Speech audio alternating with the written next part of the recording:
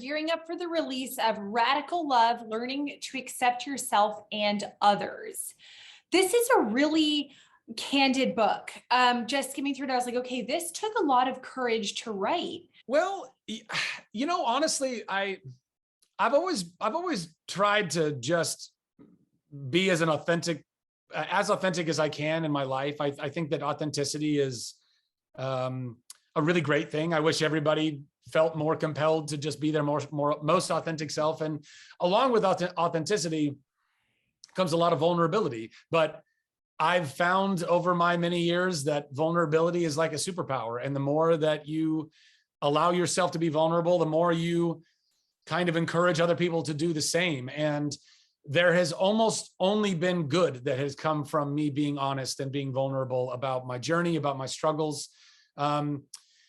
This is very candid. I do let people in on a lot of stuff that maybe they didn't know or assume about me prior in life, but it was very cathartic. It felt good to get it out there. It felt good to be honest. Like I said, I mean, I think that I think that authenticity is good. And I think that we all kind of feel like we're trapped in whatever our lives are, our minds, our hearts. We are our own kind of like darkness, our own kind of even depravities. We feel like we're alone in it and we can't talk about it, and we feel shame in it. And I don't want to feel that. I don't want to feel that about my own life, and I don't want anybody else to feel that about theirs. And mental illness is real. We all struggle with some form of mental illness.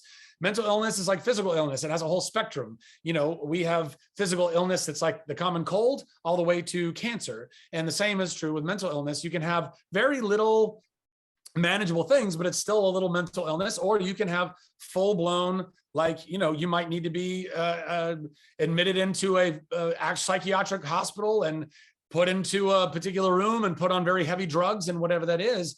And even that's okay. There's nothing to be ashamed of in any of that. We are all children of God, and we are all worthy of being loved on every possible level. I think that's the biggest thing that Christ was trying to get us all to understand when he was here. And it's one of the things that as the torch I carry. I mean, radical love, in some ways, the title is a little redundant because I think love itself is just such a radical thing.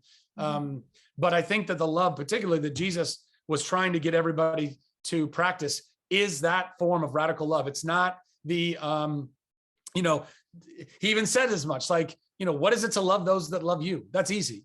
That's not the love he was calling us to. The love that he's calling us to is to love your enemy and to pray for your persecutor. That is radical. That is something that certainly most Christians don't do, but even a lot of Christians that I know don't really practice that kind of thing, because it's like, no. I don't have to love these people who abused me, which makes total sense. If you had parents or other people in your life, or, we have even nation to nation, people that are doing bad things. And we go, well, we don't have to love those people. They're killing people, or they're raping people, or stealing from people, or doing whatever they're doing. We don't need to love them. But sorry, that's actually exactly what I think we're called to do. And that requires us, I think, humbling ourselves, recognizing that we ourselves are also capable of being those same abusers. We are just products of our environment. Everyone is a product of their environment. And being able to, recognize that love is not just this romantic idea.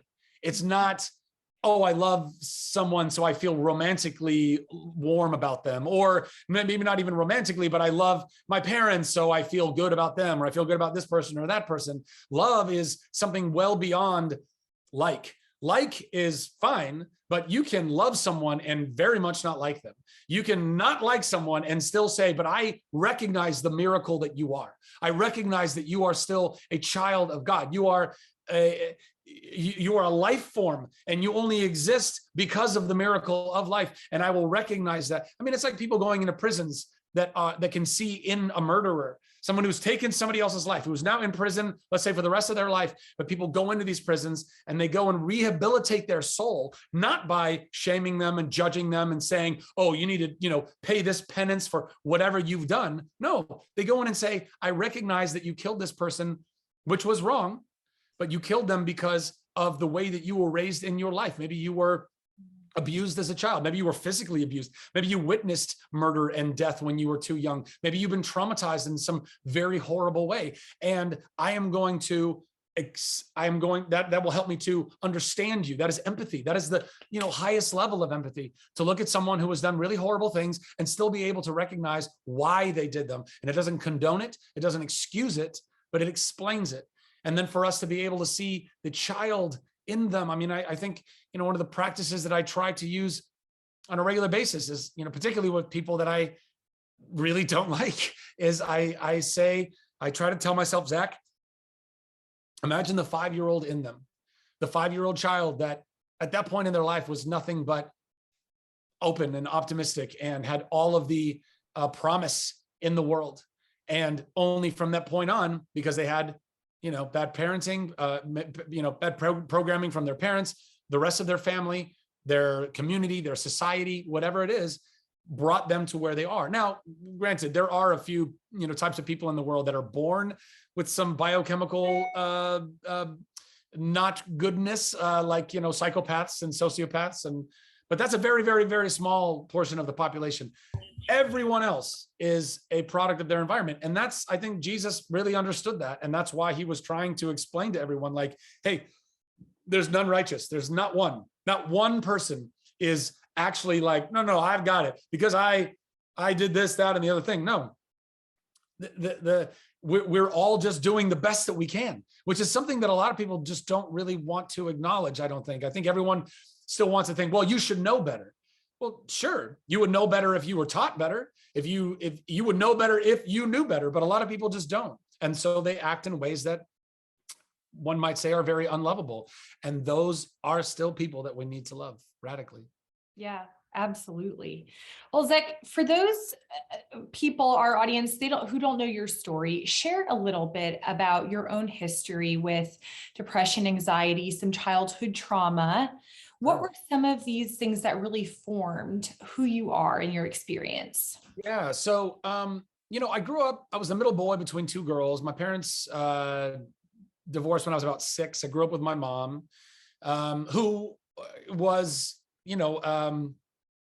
a beautiful, intelligent, charming, dynamic woman who was herself abused when she was a child. And because that abuse went unrecognized, untreated, all of her trauma, her unresolved trauma, ultimately manifested in her becoming a very psychologically abusive woman.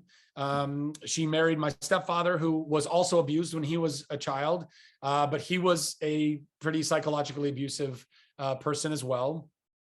At least in that time. I don't know where he's at in his life, and I hope that he is made changes and is growing, and I wish him nothing but love and everything. But in my childhood, I grew up in a household that was very difficult. Thank God I was not physically abused, but in some ways, I guess that might have been easier depending on how you look at it or how you slice it.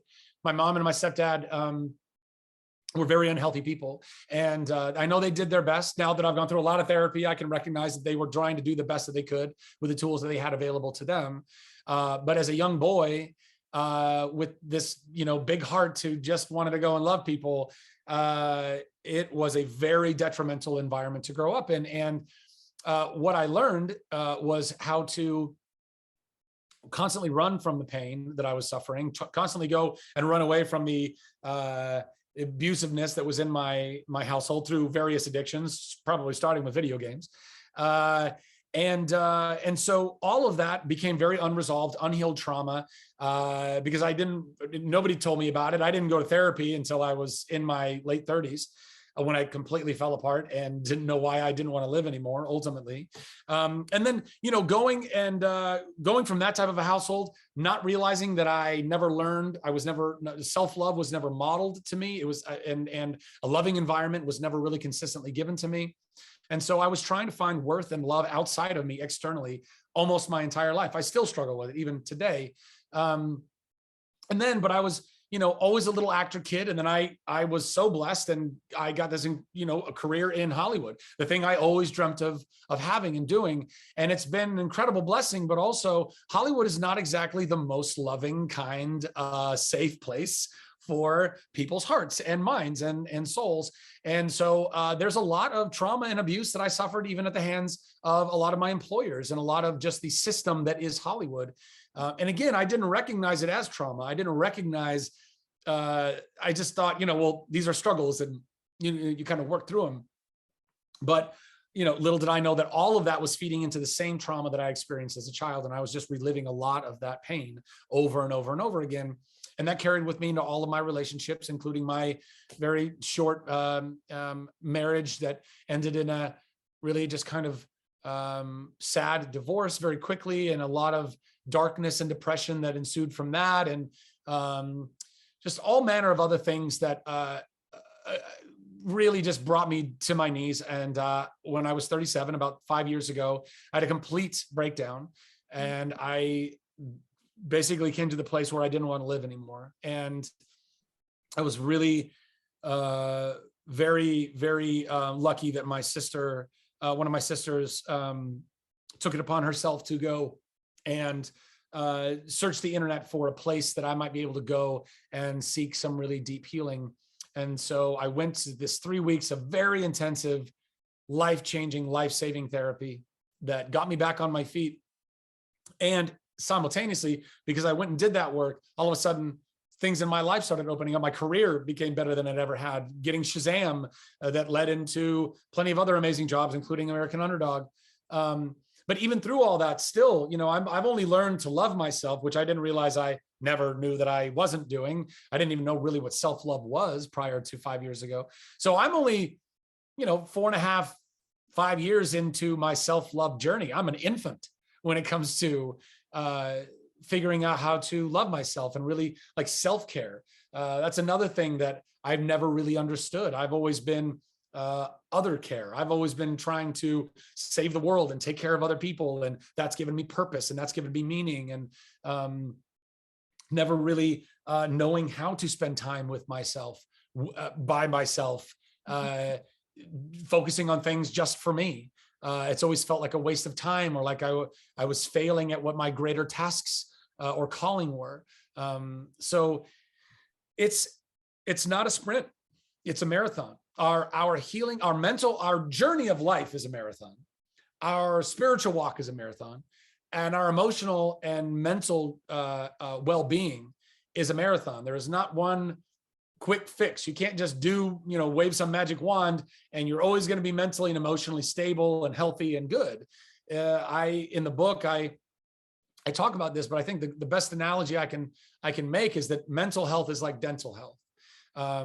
You might go break your arm, and you get a cast on, and you wear that cast for a couple of months, and you get the cast off, and that's kind of more of a magical fix. There wasn't really anything you had to do other than make sure you don't put the cast in the water or whatever it is, but there's no kind of ongoing journey with making sure that gets healed and fixed. But when it comes to your teeth, it's an ongoing process. Every single day, you got to wake up and brush them. Every night, you got to go floss them and brush them again. If you don't want to have a bunch of root canals in your future.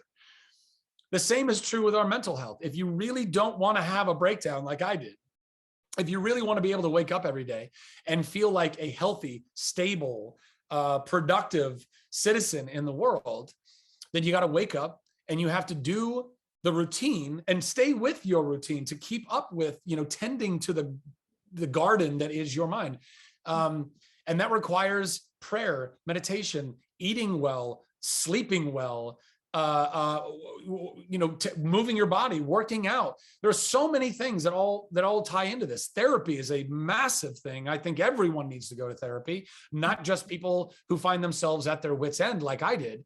Do it in that was a crisis situation, but we can do it as preventative. Going to a therapist, whether it's once a week or once a month or whatever it is, to work through certain things that are flying through your mind. We don't realize just how easily our minds can get hijacked by the dopamine or serotonin or norepinephrine that is running or not running through our bodies properly. And all those things can tie back to all of that other stuff. Are you eating well? Are you sleeping well? I mean, one of the cool things about it is that science is really, really starting to make a lot of observational breakthroughs in how the biochemical, physiological interface of our bodies are working. And these things are all tied to that. Why meditation is such an important thing, because it is, calming down our survival response, our sympathetic nervous system, which is constantly, I think nowadays, active way too much. It's our survival. It's our ego. It's fight or flight, also freeze and fawn. Those are two other of the F words that belong to the survival mechanism, the sympathetic nervous system. But so many of us are engaged there. It's constantly engaged, where, a long time ago, prior to modern civilization and money and all that stuff, survival was, do I have food? Do I have shelter? Do I have some clothes? Am I with my tribe? I'm good. I'm not worrying about everything else. Now, we literally, our survival mechanism kicks on if we're looking at our social media and people are living better lives than we're living, or at least seemingly living better lives than we're living. All of those things start kicking on and making us go, I'm not doing it right. I'm not living life. I'm failing this. I'm failing that. That's all survival instinct. That's all sympathetic nervous system. And that is not good for our bodies. It screws up all manner of things in the way that we're supposed to operate. So, so I'm on such a big kick on that. Because my life was saved and spared by the grace of God, that I was able to find the healing that I needed. I can't stop talking about it. So much so that when somebody gave me the opportunity to write a book about it and said, we really think this can help some people, that's all I wanted to do. How did this knowledge that there is a God out there who loves you and accepts you for who you are, how did that change your perspective of yourself? Well, it's really interesting. Ever since I was a little kid, I've always felt that God gave me a really solid portion of faith. I've always had a really strong faith, and always just, I don't know. I just, in the way that as a kid, that Mm-hmm. And I always knew that there was a God, and I always knew that God loved me. And you learn more and more about that as your, spiritual walk continues. And my spiritual walk has taken so many twists and turns and lefts and rights, and has matured and evolved so much ever since I've really started walking with God on my own. But when I was in the darkness, it was the first time in my life 5 years ago when I felt perhaps there is no God. I actually lost. I suppose one could argue one could argue that maybe you can never lose your faith, right? But in that moment, I didn't believe in a God, because if there was a God, I don't know why I would be going through the darkness that I was going through, where I felt there was no God. I was crying out, literally like screaming and crying out to God to help me understand what was going on with me. And I wasn't getting any answers. I wasn't getting anything. The things that I had previous in my life, feeling like I had gotten clarity and answers and vision from God. So it really, really rocked my world. And I think part of what was so hard for me was I scoured my Bible trying to understand self-love from a Christian perspective. Mm-hmm. And to be honest, I couldn't find anything there. The only thing that anyone I've ever heard anyone point to is, to love your neighbor as yourself. So in that it says, well, to love yourself, but that doesn't really give us any actionable items. That doesn't say, and here is how you love yourself. It gives us the Bible gives us a lot of context of how to love others. That's one of the things I try to talk about in the book, which is, radical love. Like we to love your enemy and pray for your persecutor, like that kind of stuff. Like we get a lot of instruction with that, but there was that I could find real instruction on, like, how do you love yourself? And no wonder I struggled with it so much. I didn't get it modeled from my parents. I wasn't really, I think, unconditionally loved or shown unconditional love when I was a kid from my parents. And even through all my time in church and all of the communities I belong to and all my time reading my Bible, none of that really helped me to understand what it meant to love myself. So it's been a really interesting journey in that regard. But I think that it's my spiritual journey matched and married to the things that I have learned through my therapists and through my psychiatrists, and really diving into what that means to, care for yourself, that has helped to really supplement a lot of what I felt like was kind of missing in my spiritual walk.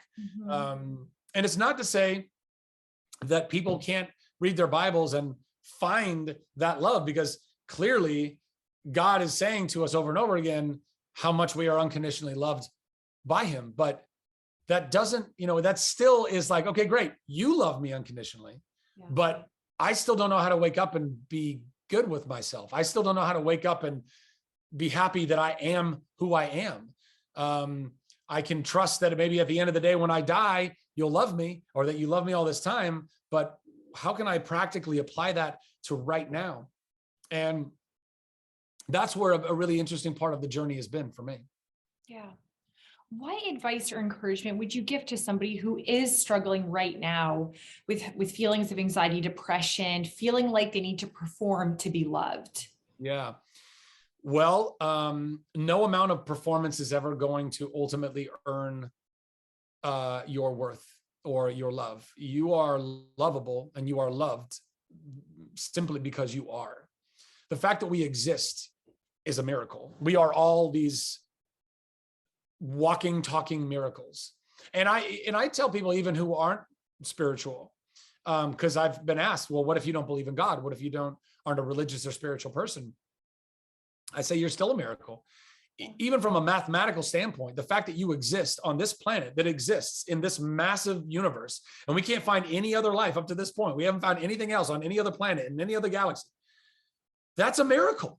We are a statistical miracle that this place and us on this place even exist. So I think we all need to start there and say, okay, wow, I am a miracle. Whether I want to acknowledge it really or not, the fact that I exist, that I'm even here right now in all of this void, is miraculous.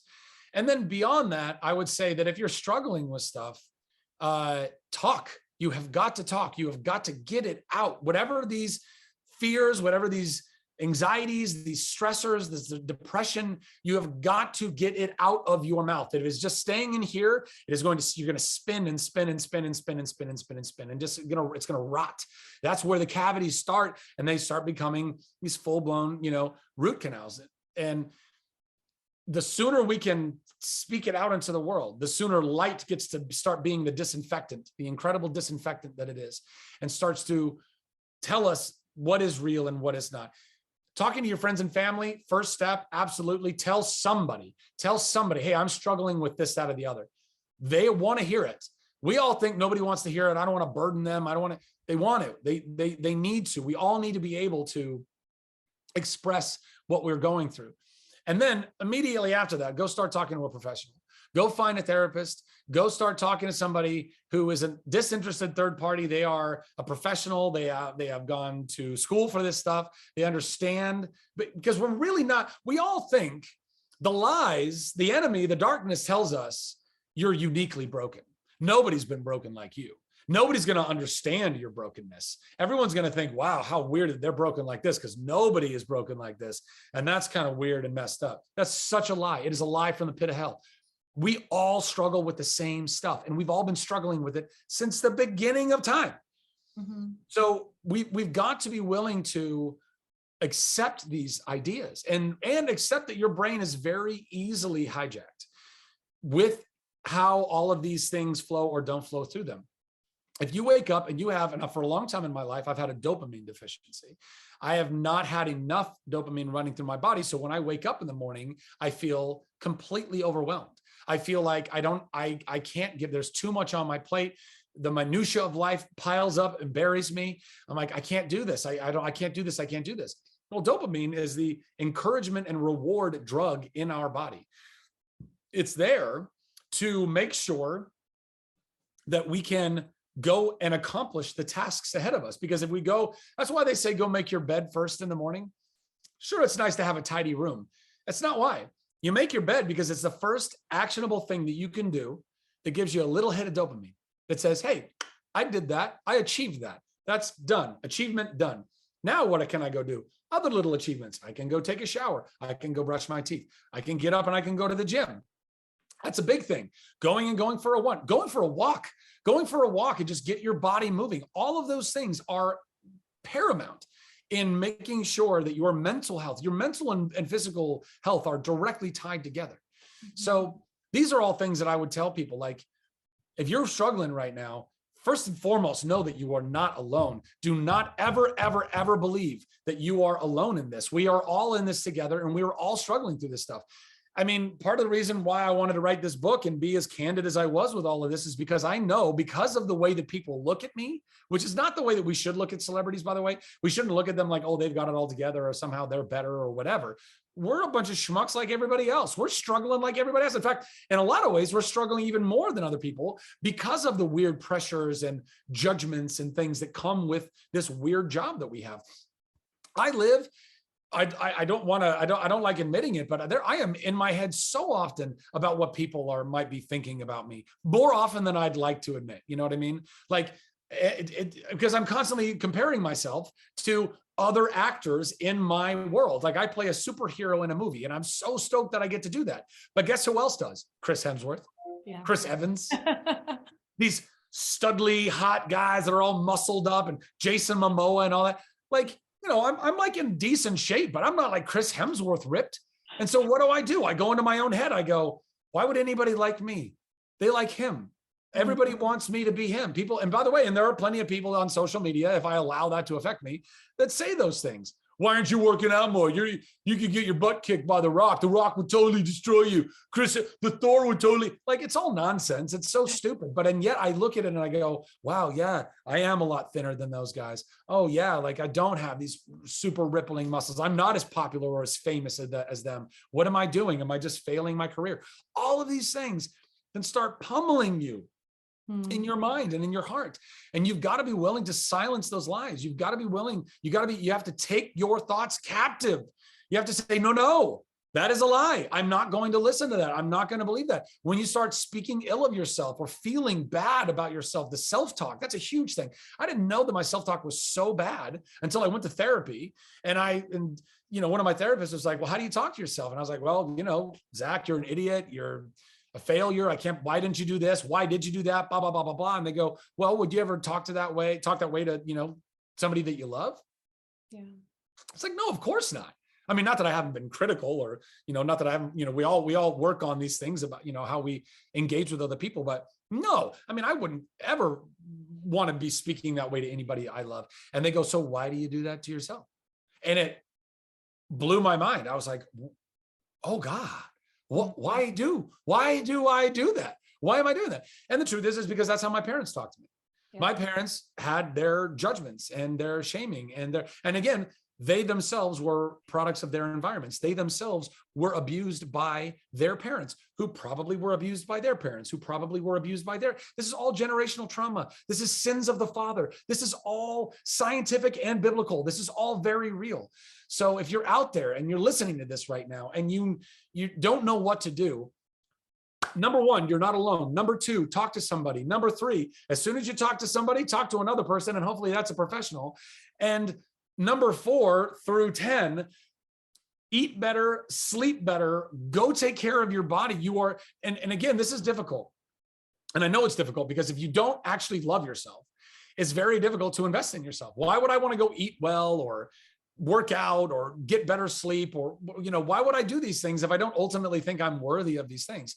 Trust me, I get it. I struggle with the same thing, but that's why you have got to be able to, you got to be willing to silence those lies. You have to be willing to say, and willing to recognize that you don't think clearly about yourself a lot of the time, particularly if you're in a down, depressed, anxiety-ridden place. You're not seeing yourself clearly.